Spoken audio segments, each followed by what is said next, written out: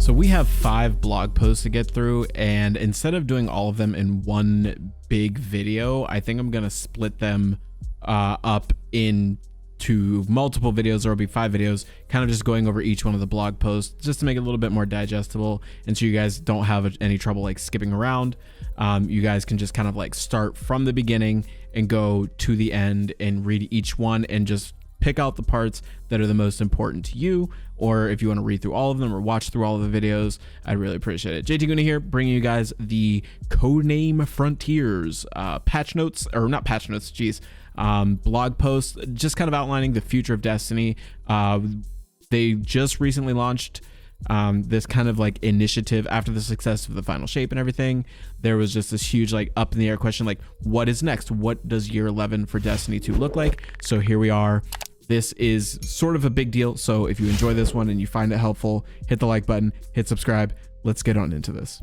So first blog post in the Codename Frontiers kind of blog series that I guess they're doing here on Destiny's website, paving the way for new frontiers. Today marks the 10-year anniversary of Destiny. We set out in 2014 to do something new and different for our studio. We've conquered the Witness, looted dungeons, ascended the lighthouse, and more. Now we look to the future. We're plotting our courses to the stars through Codename Frontiers, which I'm assuming is going to be like, you know, they say here there's some expansions coming, but I'm just assuming it's the groundwork that they're laying for, like, you know, the next 6 to 8 months. We've got Revenant coming out here in a couple of weeks, and this is probably just them trying to, like, you know, make sure that we know that they're listening to us and they want Destiny to continue. So we close the door at the final shape, but we are opening a new one, a weird one, an exciting one that takes Destiny to places that has never been before. We're building this future now and are excited to share with you a glimpse of it today. So here there's a little like planogram here, I guess, a roadmap. Expansion, new stories, new locations, new missions, new weapons, new gear, new raids and dungeons, dope. Seasonal update, new and reprise activities, new gear and artifact mods, new modifiers and challenges, new sandbox meta and new events, and then reward pass, exotic weapon and ornament, legendary weapon and armor ornaments, gear upgrade resources, cosmetics, and more. So it says summer 2025, so next year, probably around June, I'm going to assume. Apollo is Codename Apollo. It's the first expansion out of the 2 for the next year. There is a summer 2025 update and a fall 2025 update, Codename Arsenal and Codename Surge. They both have, well, I guess all 4 of them have their own battle passes. And then winter of 2025, we have another expansion called Behemoth, which honestly sounds dope. I hope it is a stasis themed sort of thing, I guess. This roadmap lays out our plans for year 11 and beyond with some exciting changes to our annual model. 2 expansions per year, 4 major updates of free content every year, which is great because the seasonal content, I feel like having a lot of that tied behind paywalls with expansions was kind of a pain in the ass, but this is definitely going to be a great thing for most players. Over the next few months, we will be sharing more info with you on Codename Frontiers, which is how we are describing major innovations coming to Destiny over the next few years, starting with our next expansion, Codename Apollo. We have several dev insight deep dives going live today, and we'll continue to add more to this list over the weeks and months to come. Like I said, there is 5 blog posts total. This is the first one, but there's a lot to unpack here. I read through all of them already, but there is a lot to unpack here. Today, we also have Tyson Green, the game director for Destiny 2, and Allison Lurs, the Destiny 2 narrative director. Love Allison, great. She's so funny. Diving through some of our future plans for Destiny 2, our goal is to be more transparent in our communications with you. This means sharing our work more frequently, even if you see our mistakes and false starts along the way. So please remember that our roadmap and plans are subject to change as we get deeper into development. Ultimately, this is your game too. We want you to see more of how it's made and why. If you take away nothing else, it should be this. We're excited for Destiny to change and improve in ways that allow it to keep evolving in the future. So here's like the first of the dev insight deep dives. We've got the core game activities, the core game rewards, and the portal. We'll get into a lot of that in the next coming up videos. Below you will find a list of dev insight deep dives for various innovations coming with Codename Frontiers. We'll be building upon this section over the next few months with breakdowns of features and changes coming to Destiny. Our future Our vision for the future of Destiny 2. Tyson Green. My name is Tyson and I'm the game director for Destiny 2. I'm excited to speak today about our team's vision for Destiny. First and foremost, we all still love Destiny. It is a unique and challenging game, both for you and for us. I've personally been working on Destiny for 15 years and it still excites me creatively. There are not many games I could say that about. Good to know. Good to know. But at the same time, we recognize that it has become too rigid. Expansions have started to feel more formulaic and are over too quickly with little replay value. Seasons and episodes keep getting bigger, but can still feel like you're just going through the same motions. Yes, the episodes, I'm doing air quotes, you can't see this, they feel like seasons, and that was like my biggest gripe going forward with episode echoes. Like, it was fun, like I enjoyed the seasonal activities, and see, there you go, I just unintentionally called it a seasonal activity because that's basically all it is. But I digress. We believe it's time for Destiny to change and evolve, and that our community wants the game to grow and innovate too. And to do that, we need to start breaking some of the molds. Annual expansions. So we're going to start with annual expansions. We've loved creating annual expansions and are especially proud of the final shape, which is a huge success. But the truth is that they dominate almost all of our development effort. We need to free ourselves up to explore and innovate with how we deliver Destiny 2 content so we can invest in areas of the game that will feel more impactful to players. Starting next year, instead of one big expansion, we are going to deliver 2 medium-sized expansions, one every 6 months. Each of these will depart from the one-shot campaign structure we've been using, essentially unchanged since Shadowkeep. Each will be an opportunity to explore exciting new formats instead. We are excited to try new things that challenge your idea of what Destiny experience can be. We are actively prototyping non-linear campaigns, expansion experiences similar to the Dreaming City or Metroidvanias, and even more unusual formats like roguelikes or survival shooters. Each expansion will present a new opportunity to try something different. So my question is, non-linear campaigns. That means that from what that sounds like is like you can just kind of do whatever you want and it still progresses the story, or is it more of like here's a list of options for you, figure out which one you want to do first? My concern is for like this sort of structure of game is with the multiplayer aspect. So if, say, I did something in Destiny but a friend of mine hasn't gotten to that point yet, is it going to be, how it is now where they actually just can't play the activity, or is it going to just kind of unlock that experience for everyone who's involved in your fire team? If it's like a raid-like activity, a 6-player activity, are all the players just gonna have spoilers, or like what is the, you know what I mean? It's not really something that, like, I'm excited to see what it's like. Don't get me wrong, non-linear stories are some of my favorite games of all time. I love open world stuff. I just really hope they execute properly. Departing from one-shot campaigns doesn't mean we are turning away from great storytelling. Going forward, we want to return the mystery and wonder that was woven into the fabric of early Destiny, when the story felt ripe with possibilities and an epic sense of exploration and discovery. Great stories are as important as ever in our creative vision, and Allison will touch more on that below. Seasons. With the change to 2 expansions per year, our seasonal model will be changing as well again. Instead of 3 episodes, we will be building our major updates per year, every 3 months. Each expansion will launch alongside major update at the start of a season, and then a second major update will follow 3 months later to refresh the core game with new reprised content, including activities, strikes. So for activities, I mean strikes, exotic missions, or entirely new modes like Onslaught. Cool. Rewards, we're looking at new armor, new weapons, artifact mods, exotics, and so much more. Pretty standard stuff here. New weekly events. That says weekly events. New features, combat meta, and balance updates. That says weekly events. So does that mean like, well, I mean, I guess they kind of already do weekly events with Iron Banner, and Trials is here every weekend. Xur's here. I'm curious about that. The big seasonal resets will still happen, but now twice a year alongside the expansions. Each update will be a substantial refresh to the core of the game, bringing new activities and reward content.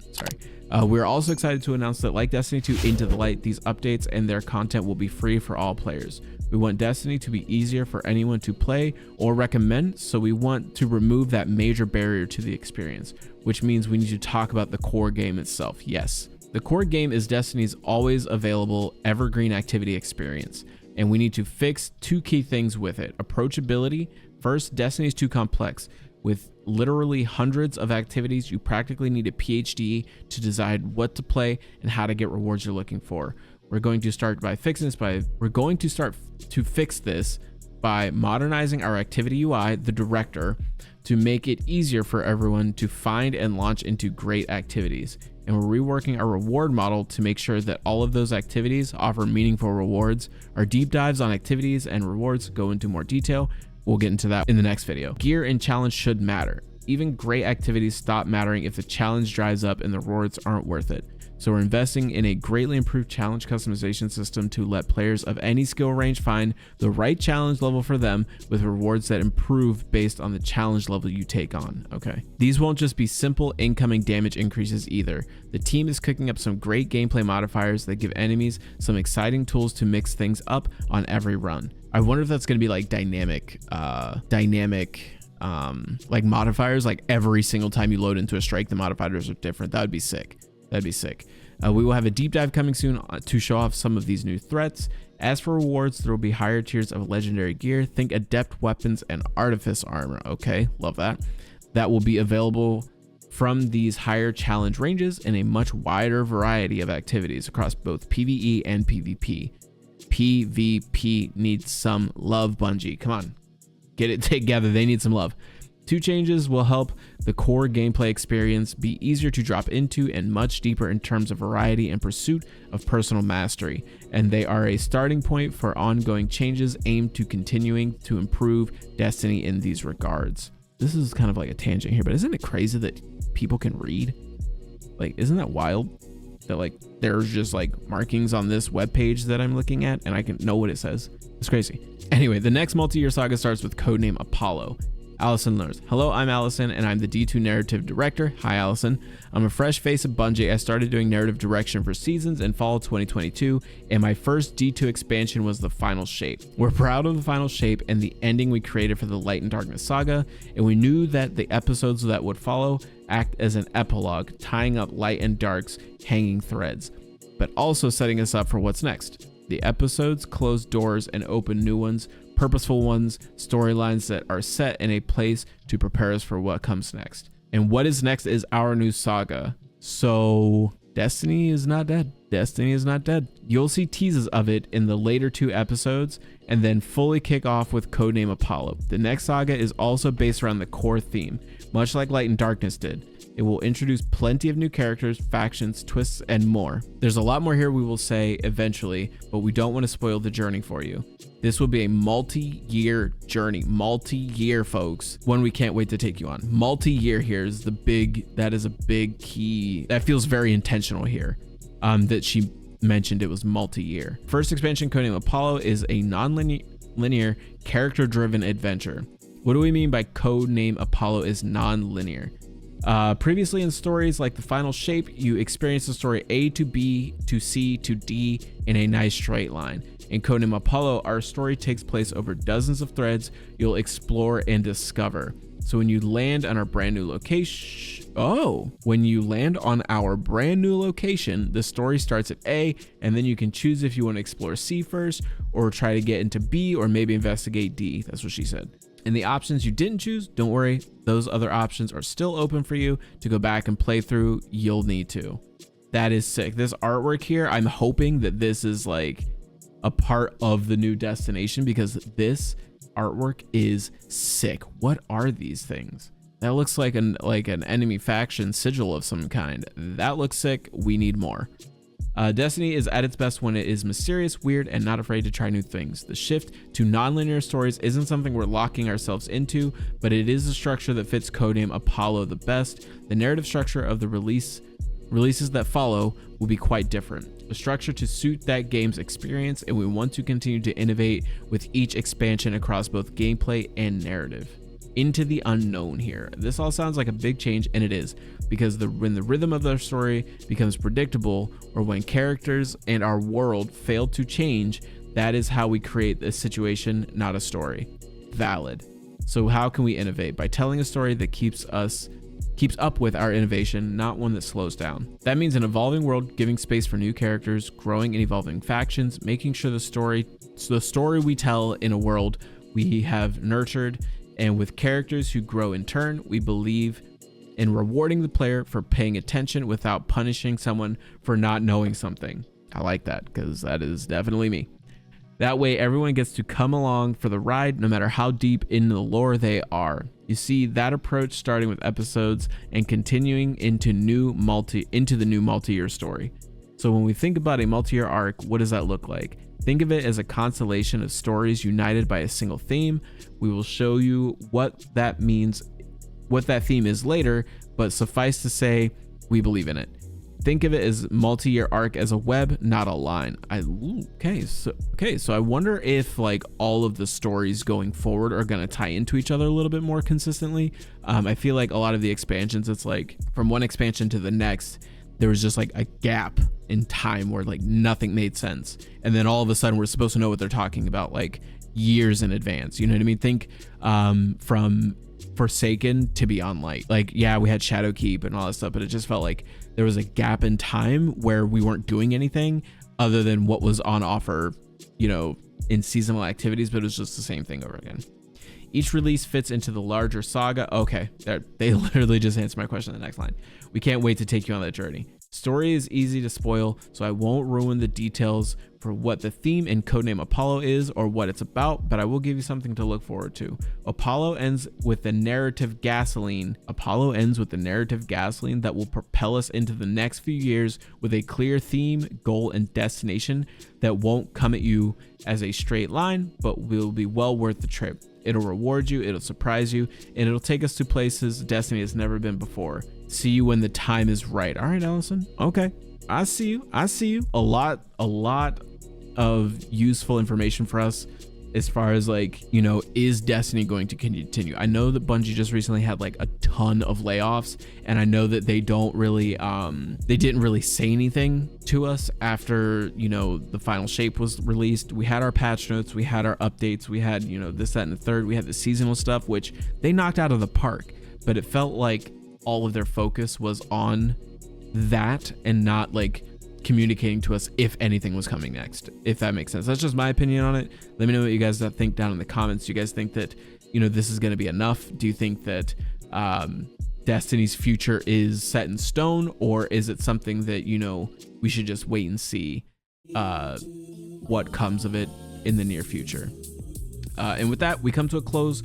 Well, a new beginning, really. Over the next few months, we'll be dishing out more deep dives and engaging in more conversation. We have no doubts the above breakdown of Codename Frontiers plans will spawn far more questions than we can answer, but we'll be looking to keep you up to date as we take flight. Keep an eye on the deep dive section, as we'll be adding links to further topics. Thank you again for joining us on the first 10-year journey in Destiny. It's been 10 years. We've been through so much, battling the darkness and stopping the witness. Now it's time to look at the stars again. It's time to imagine, to dream big, and explore what our futures can be within this universe. We have our heading and hope to see you join us along the way. Destiny 2 dev team. So we have a lot more to cover. Again, huge amounts of blog posts. Like I said, there's 5 total, one for the 10-year anniversary, and the rest are, you know, the core game activities, core game rewards, and the portal deep dives. Shout out to the devs of Bungie for actually, you know, putting this all together for us so that we aren't just like pulling our hair out thinking, oh, Destiny's gonna end at the end of next year, and, you know, we didn't really have anything to go off. So if you don't want to miss the deeper dives in the other videos, please hit the like button, please hit subscribe, turn on your notifications, so as soon as I upload those videos, you guys know where to find them, and I will catch you guys in the next one. Happy hunting, Guardian.